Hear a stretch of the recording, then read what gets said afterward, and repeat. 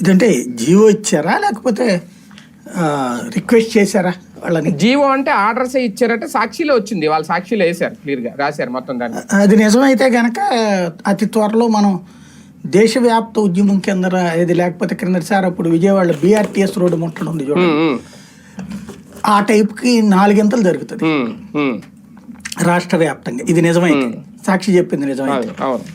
ఒక్కటే ప్రెజర్ అనేటటువంటి సంగతి దేవుడు ఎరగండి. ముందు 1500 రూపాయలు ప్రతి మహిళకి ఇస్తానన్నది ఎవరు? నువ్వు. ఓట్లు వేయించుకుంది ఎవరు? నువ్వు. గెలిచింది ఎవరు? నువ్వు. అధికారంలోకి వచ్చింది ఎవరు? నువ్వు. దానివల్ల ప్రయోజనం పొందింది ఎవరు?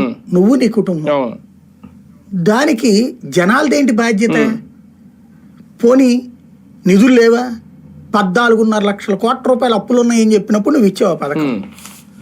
దాంట్లో 4.5 లక్షలు నువ్వే డిస్కౌంట్ ఇచ్చి మాట్లాడుతున్నావు కదా. ఇప్పుడు 10 లక్షల కోట్లే కదా ఇప్పుడు నువ్వు చెప్తోంది. పోనీ ఒరిజినల్ 7.5 లక్షల కోట్లే, కానీ నువ్వు చెప్తున్నది 10 లక్షల కోట్లు. అంటే 4.5 లక్షల కోట్లు తగ్గిపోయినాయి కదా.